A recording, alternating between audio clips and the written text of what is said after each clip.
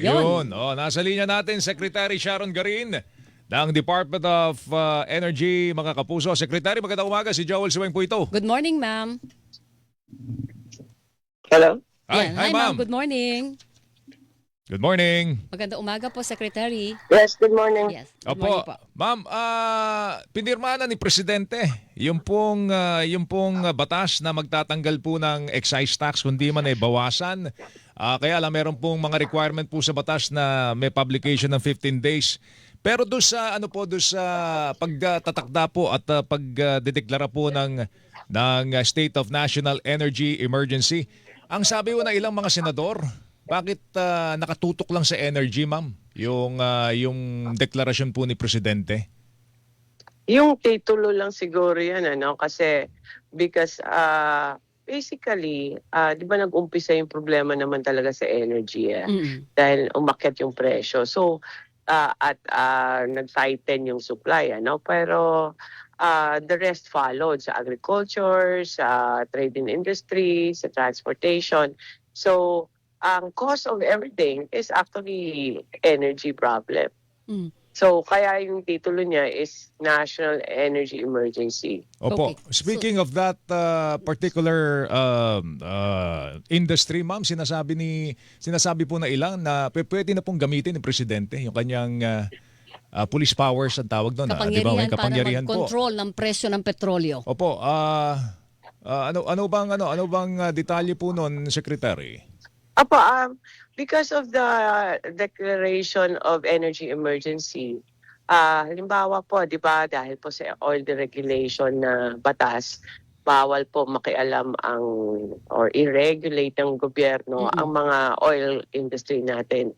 So ngayon po, merong yung dati nating binabawal pa at binabantayan yung mga hoarding, profiteering, yan po, mas stronger na po yung powers of DOE in terms of hoarding and profiteering. So, nagdagdag po to sa, nakakatulong po to para na makontrol at mabantayan po ng maayos yung DOE po ang behavior ng ating consumers tsaka din po ng mga oil industry natin. Ma'am, i-recommenda niyo ba ang price control? Ang price control po, pag-uusapan po namin, kasi alam niyo naman po, for how many weeks na nito, ang mga oil companies naman natin ay nakakatulong din dahil nagsa-staggering din sila, nagbibigay din sila ng mga discount.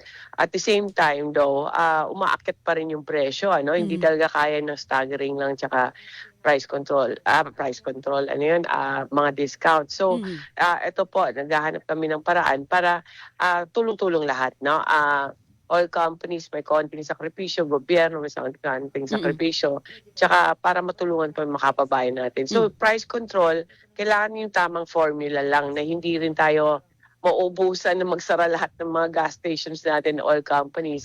Pero isang pagbantay din, tamang-tamang formula lang para lang po hindi man sobrang mabigat po sa ating mga kababayan at hindi na maulit sana yung ganito kalaki na increase. So yung kung halimbawa po hindi pa ready ang gobyerno doon sa price control at sinasabi niyo ang pangamba baka magsara ang ilang mga gasolinahan, ang mga oil company dahil baka hindi kayanin yung dagok ng presyo.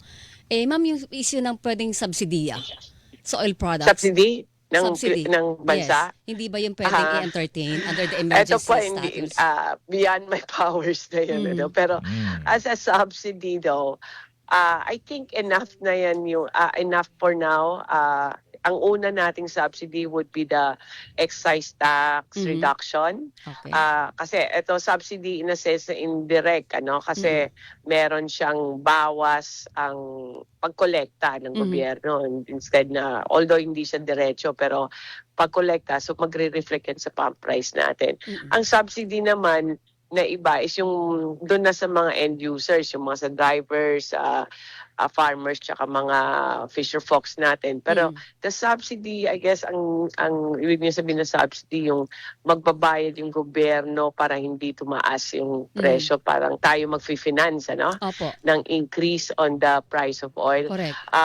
Medyo major kasi yan na funding, if ever, ano, kasi talagang malaking gastos yan. Siguro inaaral pa ng DOF kung paano yan ma-fund kasi malaking bagay yan. Baka mabawasan talaga yung ano kasi kahit excise tax lang nga. I think yung projection, mga 170 billion yung bawas. Mababawasan yung serbisyo din ng gobyerno. Dapat lang naman siguro kasi sabi nga ni Presidente, wala tayong hindi kinukonsidera sa ngayon para maayos natin itong problemang ito. Meron na pong landmark case ang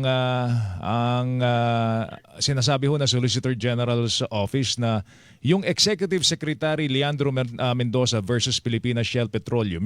Yung landmark case po sa Supreme Court, nilabas na po nila yung decision dyan noong 2023.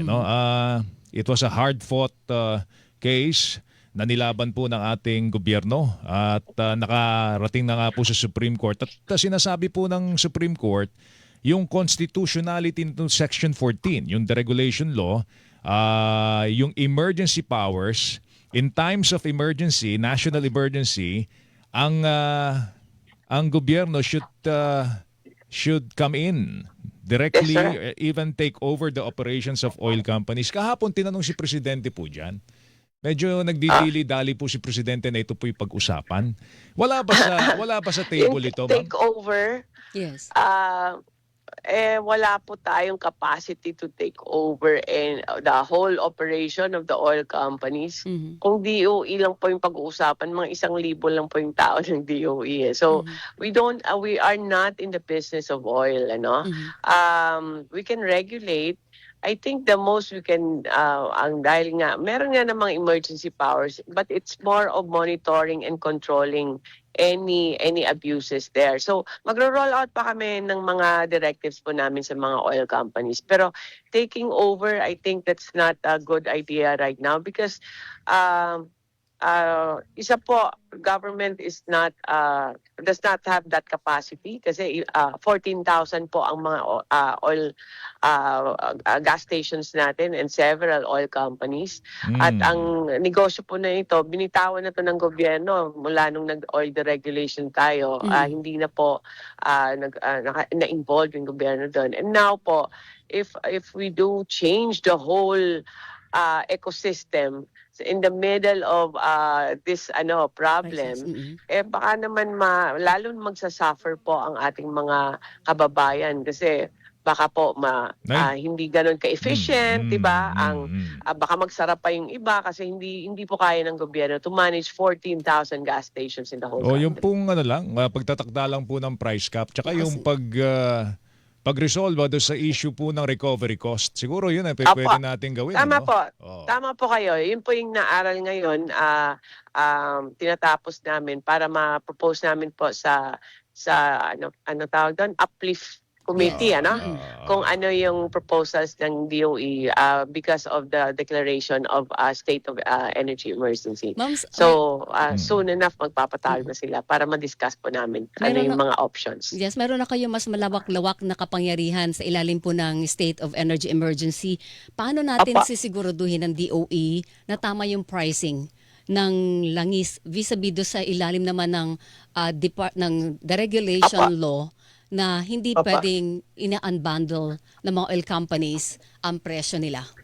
So, ngayon po, kinokolate po yung mga impormasyon na yun sa mga oil companies para po, ngayon lang kasi na-declare, so ngayon lang kami makahingi sa kanila. So, we are collating na the data para medyo medyo scientific naman yung pagkaka-evaluate natin at hindi lang tayo nagre-respond emotionally, So, kailangan lang talaga, we need to protect the industry also, pero kailangan din para maproteksyonan din natin yung mga kababayan natin. Dapat lang talaga, sama-sama lang tayo, Everybody should just not abuse the situation at everything. Kung negosyo mo yan or ikaw bumibili, dapat walang hoarding o walang nag-profit clearing. Ma'am, So meron yun tayo, po, it gives us more powers to do that. meron pa ba tayong paparating na imported na inangkat ng gobyerno na langis maliban po do sa 1 million na nakakasana?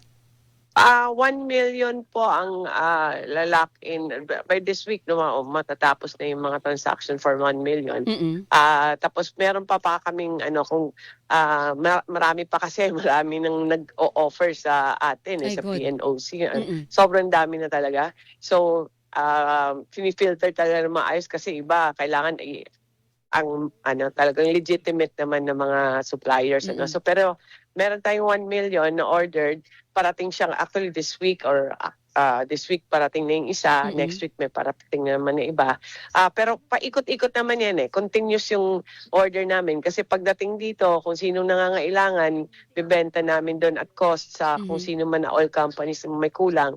And then ang pera na yun, iikot na rin, bilhin na naman namin ng bagong supply. So continuous po yan, tuloy-tuloy yan. Pero 1 million to 2 million, yun po yung target namin. Kasi lucky enough dahil dito sa Declaration of Energy Emergency, yung funding po napabilis din, tsaka yung procurement din mas madali na. Tsaka nga, naglabas si Presidente ba? O nagutos 20 na billion. ilabas 20 billion, ma'am? Ano ba Yes. yun? Bibili, Yes, sir. Pambibili Yes, sir. natin yon. And are we going to sell it on a discount sa ating mga consumer?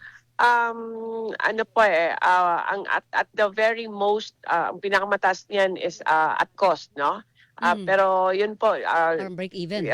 pinag-uusapan namin yan sa mga oil companies kung paano para hindi rin kahit at a loss ang gobyerno, pero para lang tamang-tama lang yung presyo. At least ito po, mas mas makokontrol na natin kasi gobyerno na yung may Yes. presyo. Hindi pwede na magdeklara lang yung iba kung ano lang ang presyo. At least meron na tayong benchmark. Okay. Okay, Magkakaroon po ba ng mega price hike ulit next week?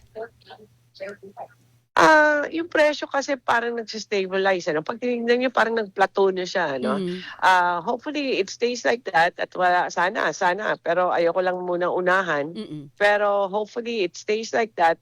At sana po, pagdasal natin na wala nang mabomba na isang oil field dyan or kung ano man mangyari pa sa infrastructure doon sa Middle East. Kasi every time po may mangyari doon, maakyat na naman siya.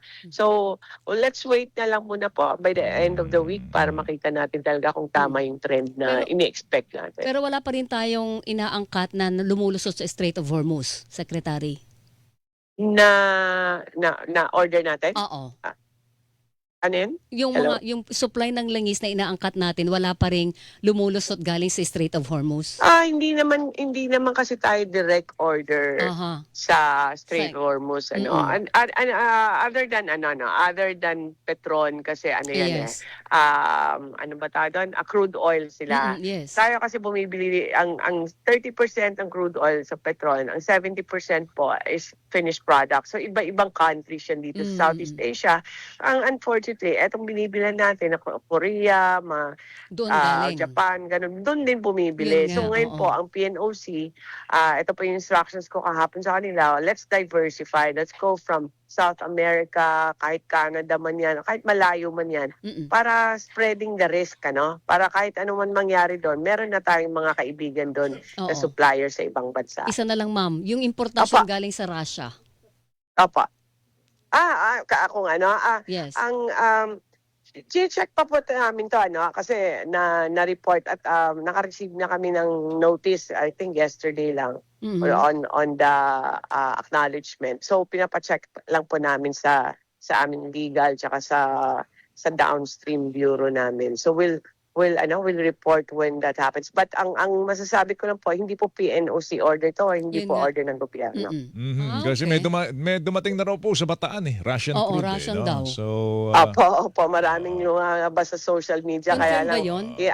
hintayin lang namin yung mga Okay. official communications muna. Hindi government And then we'll importation. report po. alright. sige. Secretary, thank you, ma'am. Thank you Bye-bye. Thank you po, sir. Thank you, ma'am. Morning. Good morning, ma'am. Secretary Sharon Garin, Department of Energy, mga kapuso, ang pinakahuling development. Hilingan, walang pinoprotektahan.